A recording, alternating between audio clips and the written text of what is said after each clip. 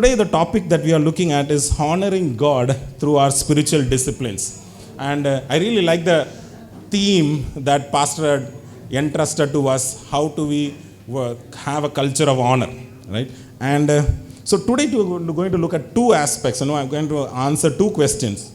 The first question is, why are spiritual disciplines an integral part of a follower of Jesus? Question number one. And the second question I'm looking to answer with all of us is, how does spiritual disciplines help in our spiritual formation?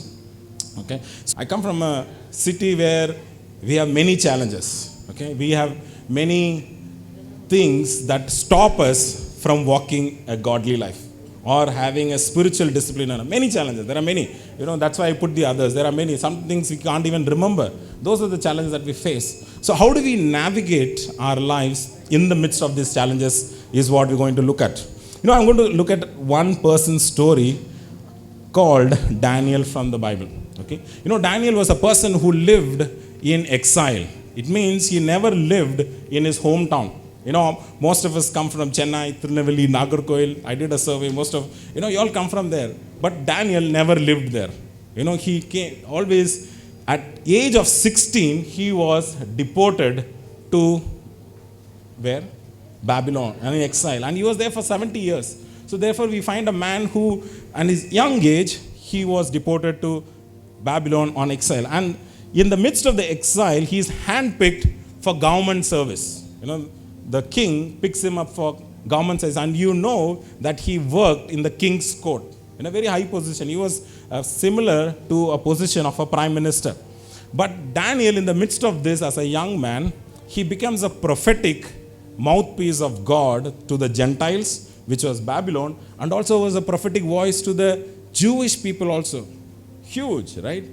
Young person, was a prophetic voice for the Gentiles in the nations, and also to the nation which was chosen by God, which was the Jewish nation of Israel. So we're going to look at four aspects how these spiritual disciplines enable us to honor God, or what is the motivation or the starting point from which we start having to address the spiritual disciplines or the lack of it in our lives. The first one is, we need spiritual disciplines because it requires us to be set apart. Daniel 1:8 says, some of you can read this. It says, but Daniel resolved that he would not defile himself with the king's food or with the wine that he drank. Therefore, he asked the chief of the eunuchs, who was the leader there, to allow him not to defile himself. He had a choice to eat whatever was given to him. But he took a stance and said, I am a person who comes from the Jewish tribe. I come from a chosen nation. I don't want to walk this way. I don't want to eat and do things this way, because he knew who he was, and he chose to be a person set apart and to be different. The set apart means, it's a common word. We all, it means what? Consecrated. It means being set apart as holy towards God. So Daniel knew who he was, and he set apart himself as something different. It also means that you do or you don't do what others are doing. Most of the time, we are ingrained into our culture. We want to become part of the culture, and most of the time, we don't know where to draw the line of the culture that we live in. And therefore, we become so part of the culture that we forget who we are. Daniel knew where he was coming from, and he knew what was God's plan for his life, and he took a step of being set apart, being consecrated for himself. If you ask students, what do you want to study in Mumbai? I'm not talking about Singapore. In Mumbai, if you ask students who are teenagers, who are going to college, what do you want to study? And most of the time, invariably reply this, that they want to do what their friends are doing. They want to do some courses which many of them are doing. So it means most of the friends are being influenced, most of the young people are influenced by the dominant culture which is there in the city of Mumbai. So therefore, we see all of us who are living in Mumbai, and you are living in Singapore, we can be so ingrained into what is happening around us, and we fail to keep ourselves apart from what's happening. It could be a degradation of culture. It could be a diversion of godly values, but because of we are ingrained into this culture, we continue to flow in that direction. But we need to make that stop like Daniel and say, I need to be set apart. I need to be consecrated for God's sake. Sometimes, most often, we are passive when there is a dominant culture around us. We are passive, we don't know. If you ask some people, they would say, I want to go with the flow, brother. Pastor, I want to go with the flow. And most of the time it is that. Most of the time, I remember I used to live in Delhi as well. When I lived in Delhi, I could see I am imitating and talking like a Delhi person. It means I was so ingrained into the culture. So I would be very rough, I would be rude in the way I would talk Hindi, English, I speak a little bit of Tamil. So you would find, the language itself has changed.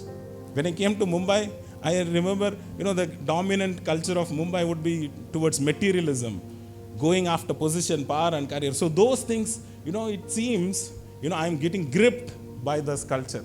I don't know what is the dominant culture here or what is the dominant thing that drives this city. And most of the time we need to be aware of that and keep ourselves set apart. Keep ourselves consecrated by going with the flow.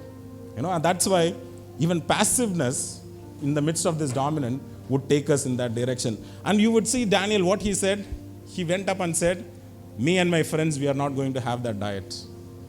We are going to choose just vegetables and things that what these people are not eating. And we are going to be different. And that's what he chose for himself. He was not passive. He took an active step towards that. And most of the time, we know that we are going in the wrong direction. When I look at my journey in Delhi, in Mumbai, even being a pastor, I know there is something which is like drifting me away. I need to make that conscious decision and have to come back.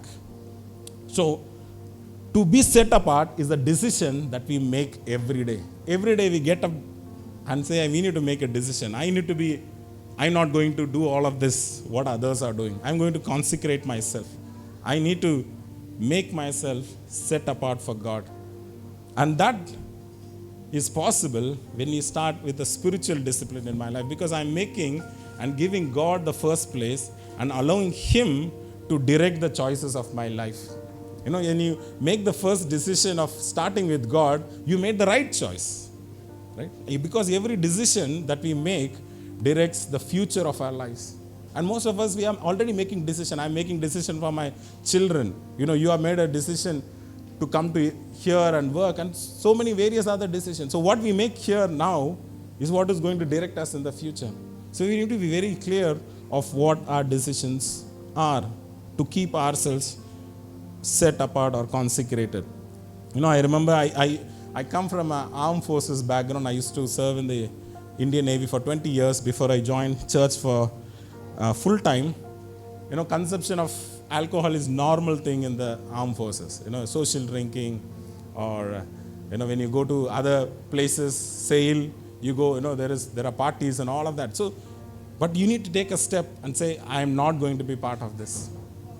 And I remember at one point of time, I had to say that and say, no more of this. This is not right for a follower of Jesus.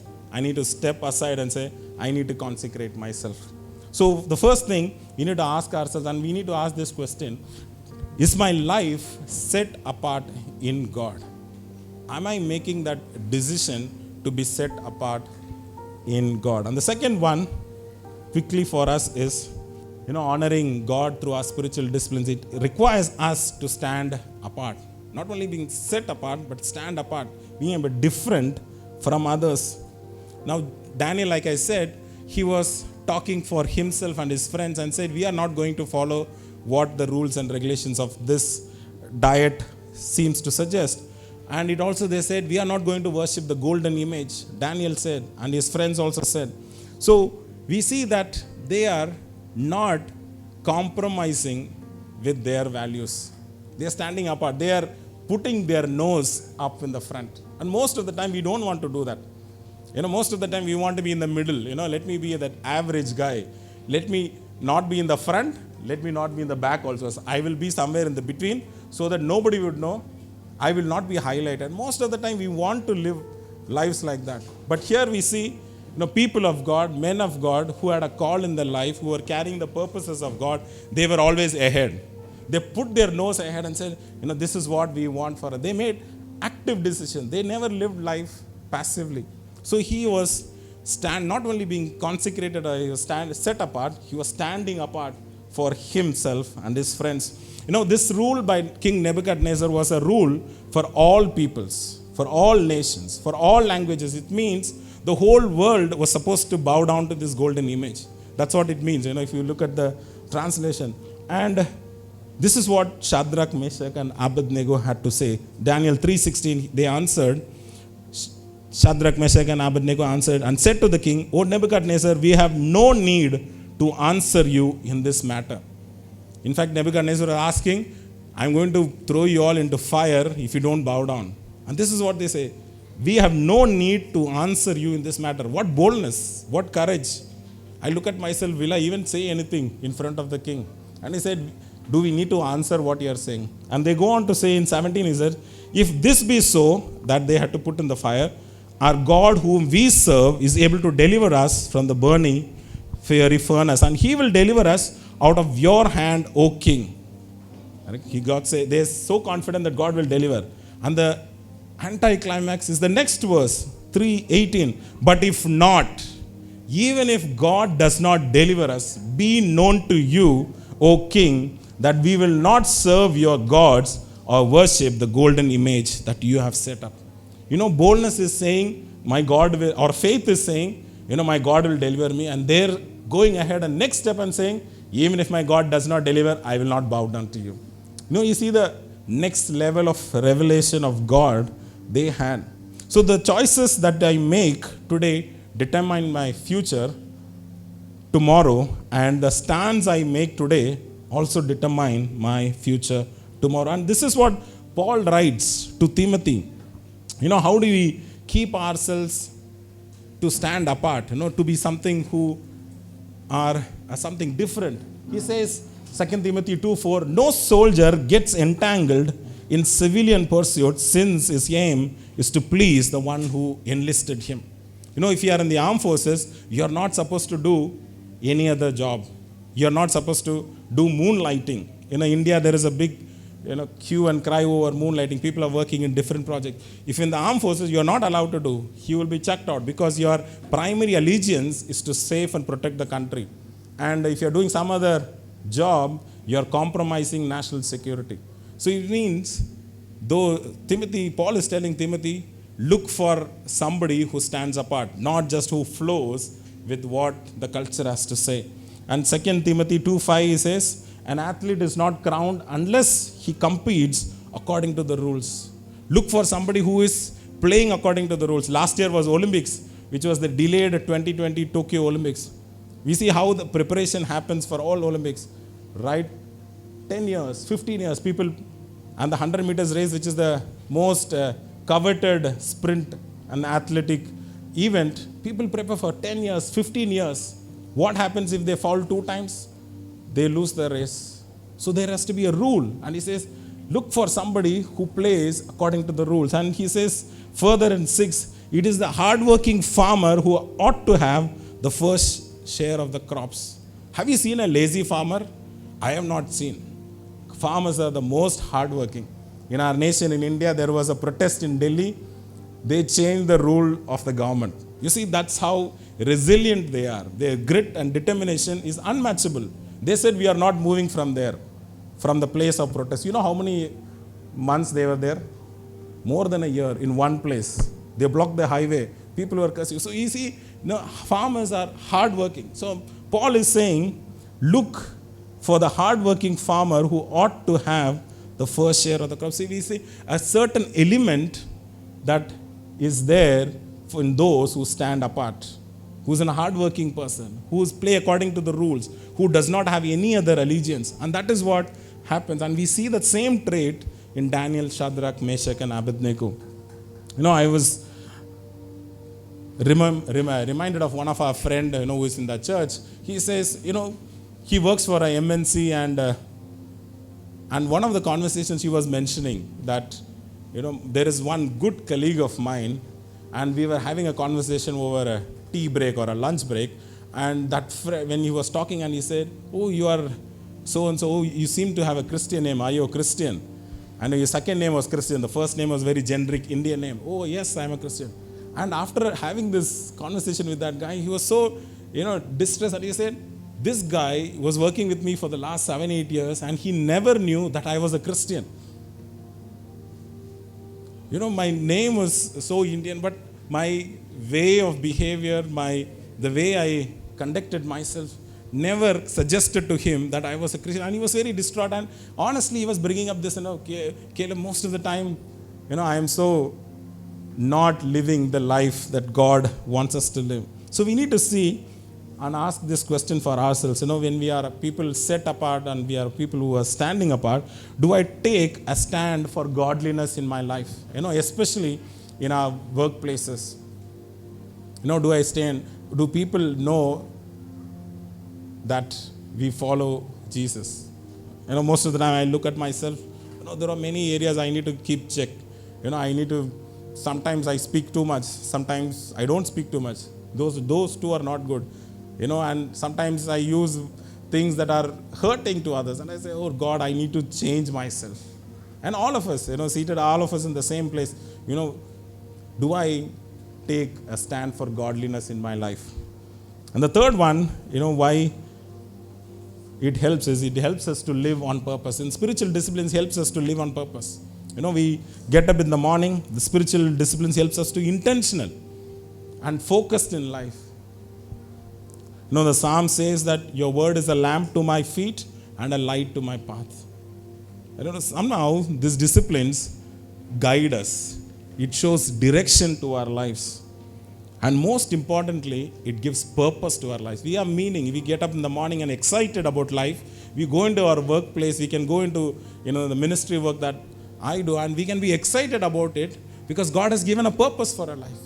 I can be an IT engineer. I can be a coder. I can be a media manager, and all of that. I can have excitement when I have purpose in it, and that comes when we engage close proximity with God, because the Bible very clearly says, Psalmist says, "Your word is a lamp to my feet and light to my path." It is giving directions. So how do we know? And most of the time, we live in this busyness of life, even in ministry, of this busyness of life. And most often we need to introspect, reflect, and see whether I am following my own purpose or I am following God's purpose. So I just put a small table for us, which helps us to understand whether I am following my own purpose or I am following God's purpose for my life. So the first one, if you are following your own purpose, you will always feel like a self-made man. I have studied well, I have been selected, I have been appointed because of my own skills and talents. And it means you can be rest assured you are following your own purpose. And in the contrary, if you are following God's purpose, you will always feel like an outsider. You will always feel like a pilgrim. If you know pilgrims, when they go to a place, they don't have stake in the place that they have. They need to just watch and go when their time comes. Because they have to go back. They are an outsider, a pilgrim. So if you are following God's purpose, you'll be always ready to leave what you are doing. And if you are following your own purpose, you'll be so caught up with I am here because of who I am. I'm so smart, I'm so skilled, I'm so articulate, I'm expressive, and therefore I am. That's what could possibly mean. And if you're following your purpose, you will feel entitled to all the privileges and rights. You will read all the HR policy by heart. And if anybody says anything contrary to it, you will quote that. And you will feel always say, "I'm entitled to this. Why are you not giving me?" You can be rest assured you are following your own privilege, your own purpose. But if you are following God's purpose, you will be grateful to God for every opportunity comes. "Oh God, this is so great. It's fine if I walk and go there, not send me the staff car, whatever, the office car to my house." I'm grateful to God for every small opportunity, because I would always attribute that the skills and talents and opportunity that has come only by the grace of God. Right? And if you're following a purpose, you would never share failures that you have faced. You'll always share testimonies of success. "I've done this. This project was not moving. I was appointed. This project started moving." But you never share the 100 times that you have not you miss the mark. So you can be rest assured you're just following your purpose and not God's purpose. But if you're following God's purpose, you will gladly share all the failures. Right? And if you're following your purpose, you would look for opportunity to promote self. How do you promote self? Put the file, this is what I did. Don't allow your boss to get the credit. I did it, I will get the credit. And ensure that my boss, I will send a letter to the super boss. See, I did it, I'm passing it through him. You'll CC him. You'll ensure that he knows I have done it. So you're always finding to promote yourself, and you don't want to be away from the limelight. If you're following God's purpose, most often we'll be away from the limelight and wait for God's timing and God's plan to be fulfilled in our lives. And the last one is, these are all not exhaustive. There's a few thoughts that had come. There could be more than this. If you are feeling irritated and you are sitting in this meeting and you are feeling irritated and edgy because nobody heard what you shared. You are the last person in the conference room and the staff meeting or whatever meeting is happening, and nobody is hearing, and therefore whatever you shared, nobody is listening. Oh, okay, that person. Let me talk to this other guy. You're always feeling. So you can be rest assured you are following your own purpose. But if you are following God's purpose, you persuade rather than pressurize to put across my point. You don't want to say it again and again, but you persuade, you persevere. Right? There is a difference between persuasion and pressurizing. Persuade is in a good way, in a polite way. You keep saying, if it doesn't take it, it's fine. You go and move on. So therefore we see, when you follow God's purpose, there is a very different approach how we do or behave in our workplaces, in our family life. These are all applicable even in our family lives. With our spouses, all of that will be right bang on. So we need to ask ourselves, am I living in the plan and the purposes of God, or am I living my own plan and purpose? And when we walk in the purposes of God, the spotlight will always be on, will not be on you, it will be only on God Himself. Right? It will always be on God. And I was thinking about this, how can we find out purpose? That's a very, Googled question. What is my purpose? What is the meaning of my life? Those are the most Googled questions. And, when I think about it, I realize that our purpose is not something in the future. It is not in our distant future. Our purpose is right now. The works that we are doing could be our purpose. We need to just see how those work out in our lives. Honestly speaking, all of us are in different directions. You may be here and I may be, there. And we have different vocations. But that may not be necessarily God's purpose. Okay, I'll repeat this. Honestly speaking, all of us are in different directions of our lives. In our profession, we have different vocations. But that may not be God's purpose. You can be rest assured that your vocation can be God's purpose for you if that vocation has helped you to become more godly, or has that vocation taken you away from God. If that vocation has taken you closer to God, you can be rest assured that was God's purpose for you. And if it's taking you away, you need to see, what are the amends that you need to see and make amends to your life. And the most important line I see for myself, in ministry is that failure or success is not what is going to determine whether my vocation is purpose for me. Not failure or success. It is only when I'm becoming more godly, if I'm becoming more Christ-like in the vocation that I am in, then I know that vocation is God's purpose for my life. And you can be rest assured if it's otherwise, you can, rest assured that it's not something which is God ordained for you. And I remember, I grew up in a church environment, like children always went to Sunday school. I remember my Sunday school teacher was Irish lady. She was married to my pastor there in Trichy, and when she was my Sunday school teacher, she was 60 years old. Okay, 60 years old Sunday school teacher. And all my life I had only one Sunday school teacher. There are no different, right from my toddler till I, finished 10th and joined the Navy, she is still there. And after getting married, I went and met her, with my wife. I got married 11 years back, and she was about 80 years old, 75 to 80 years old. She was still passionately giving tracts to every person who came to the house, sharing the gospel. Something, I looking at her life, I'm so inspired. She is always living on purpose. She knew what her life was meant to be. She left her land when she was 18 years old. She worked somewhere in Tirunelveli, most of your native place. And then she came to Trichy when she married the pastor. And she continued to be there till she passed away. Her life was on passion. Always. Rick Warren says rightly, he says, without God, life has no purpose. And without purpose, life has no meaning. Without meaning, life has no significance or hope. Therefore, we would always be in a journey that is not heading anywhere. If we clear. And the spiritual disciplines helps us, puts us on that track. Puts us on the track of purpose. If you don't have any spiritual disciplines in our life, we don't even start understanding what is the purpose in our life. We don't even start to have godly values in our life. We don't even start to reflect Christ-likeness in our life. And those helps us and puts us on the track. Okay, so the question we need to ask ourselves, do I live my life on purpose? Do I live my life on purpose? And the last point is, the spiritual disciplines are so important because it is required for us to have a godly legacy. Now, godly legacy is not something you work towards. It is just being faithful in all the small things that God gives to us.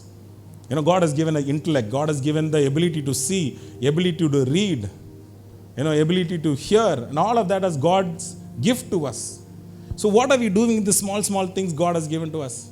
And if you are faithful in that, you automatically leave a godly legacy. Godly legacy is not a destination. It is only in hindsight you realize that, I have left something which is godly. You never work towards a godly legacy. It is only being faithful that we find a godly legacy in our lives. The kings in Daniel, we see the kings were changing. Nebuchadnezzar was there. After that, it was Belshazzar. Then after that, it was Darius. And after that, it was Cyrus. All of them changed. One person was constant. Who was that person? Daniel. He continued to be in the king's court. You see, so he was faithful in all the resources that God has given to us, and God left a godly legacy. We are 3,000 years far from Daniel, and we are still talking his story. He was a prophetic voice to the Gentiles, to the Jews at the same time. And he left a godly legacy. I'm reminded of my wife is not there. Maybe I'm missing her. A lot of my wife's stories are coming. Tomorrow also we'll hear. My wife's mom is a very prayerful lady. And morning she would start prayer, afternoon and evening, 7:30. Even if nobody is coming, she will start praying in the living room. She will sing and pray, and everybody hears the sound and just goes and joins her in prayer. She has been doing that faithfully every day. Whenever I go, to visit our in-laws, that's what I see. She is there 7:30 praying. Praying for everyone, praying for the children, praying for the son-in-law, praying for the grandchildren, everyone, praying for, in the locality and all of that. And that's been her schedule. And I look at her and say, she is being so faithful in whatever God has revealed to her. Now, sometimes you think, she's from that church, this church, and we are like constantly checking what is the doctrine, whether she is speaking and all of that. And I think, no, I need to put that aside and think, here is a woman who is faithfully stewarding all the gifts that God has given to her. So we need to ask ourselves this question: am I living my life faithfully with all the resources that God has given to us? The resources that God has given to us are a gift. None of us can claim, I deserved it. That's why I look so handsome. Or none of us can say, I look so pretty because I deserved it. My parental genes, I come from a so lineage, and that's why you're so pretty. And so, no. All of that is given as a gift from God. And therefore, we need to use all these resources well. So what do we do? Even as we see the motivation or the desire to have or inculcate spiritual disciplines. One of the books that we are doing back home in the church is Jeremiah. And Jeremiah is bringing the God's judgment upon his people. And he is speaking and speaking. He is speaking for 52 chapters and people have not listened. He was one of the most unsuccessful prophet. Nobody listened to his message. Zero success. But he still preached for 52 weeks. And when the judgment came, he was preaching the judgment message. People said, this is the burden of the Lord. God, this is too much for me. How can we take this? And this is what Jeremiah 23:38 says. Through Jeremiah, God is saying, And people, because you have said this words, the burden of the Lord, and God is saying, you shall not say the burden of the Lord. Therefore, behold, I will surely lift you up and cast you away from my presence, you and the city that I gave to you and your forefathers, and I will bring upon you everlasting reproach and perpetual shame, which shall not be forgotten. Most of the things, most of the time that we, all this spiritual discipline, pastor keeps talking about this, my parents keep talking about it, we see it's like a burden, right? And we need to understand, my personal understanding is that we need to understand, why God has given these gifts to us. The word of God was not available maybe 200, 300 years back the way it is available now, so freely available. You need to understand what Peter says in 2 verse 9. He says, you are a chosen race, a royal priesthood, holy nation, a people for his own possession, that you may proclaim the excellencies of him who called you out of darkness into his marvelous light. The whole of our calling is captured in this. This is your starting point. This is where your motivation is, and this is what you need to do. You need to proclaim what you have experienced. And that's a starting point. Therefore, when we have that kind of a vision for your life, that kind of a mission for your life, it's not a burden. We will not be like the people who say, this is the burden of the Lord that has come to me. Right? And because we have a priestly calling, we have a prophetic calling. His church speaks into the culture which is taking you in a passive way. And we say, no, we need to walk a godly way. And we put the gospel path, we put a gospel culture where he takes us back to the place where he wants us to go. Right? And therefore, we don't drift passively into the cultures of our day. And that is possible only when we are connected to him through all the disciplines. So therefore, we need to understand this burden is not a burdensome thing. What does Jesus say? Come to me who are weary and heavy laden, I will give you rest. For my yoke is light. It's gentle and light and gentle. And all of us carry the burden of Jesus in our lives. And his burden is light. I am gentle and humble. So when we have a revelation of Jesus through the scriptures, then we understand that this is not a burdensome thing. He is wanting us to connect to Jesus. Through our prayer, through our meditation, through our fasting, through the intensive Bible study. If you are able to get a revelation of Jesus, then we are, no, this doesn't seem burdensome. And then we are able to have the right perspective. You are able to do this shifting in our lives. So what do we do? Practical takeaways as we move on. So what do? We need to introspect the trajectory of our life. Where is my life heading? This is a very important thing to do. And being the church, I get a lot of time to do introspection. Where is my life heading to? Am I spending time alone with God? Am I spending time in the meditation of the Bible? Am I spending time in prayer? You need to see the trajectories of our life. And most of you have said, good things you enjoy the most, but you have challenges. But God is greater, and he gives us the grace to navigate through all the challenges. And the second one, what do? Is you need to share your challenges with your mentor, cell group leader, or small group leader, or your pastor. You need to share and say, Pastor, this is what I'm feeling. Why don't you pray for me? This is what I'm trying to sit down in the morning, but I'm not able to. I'm thinking about what the email that I have to reply. I'm constantly worried about what groceries I need to buy for the day. This is my major distraction.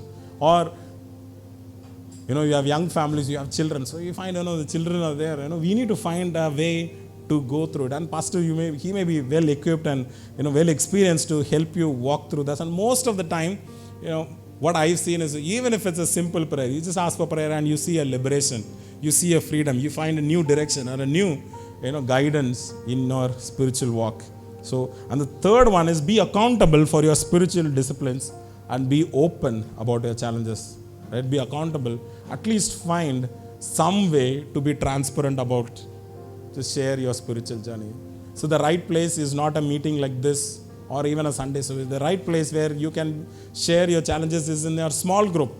If you're not part of the small group, that is the place you need to be in. And say, brother or sister, you may say in Tamil, I think, so I'm giving you English.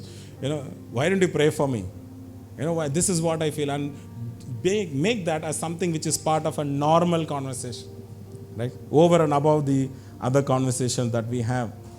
And we need to also ask ourselves, when you're saying accountable for spiritual discipline, we need to ask, is there a Bible plan, or just I open the Bible and I read Esther 1, Job 1, tomorrow I'll Ezekiel. Is there a Bible plan that I am following? You need to ask yourself.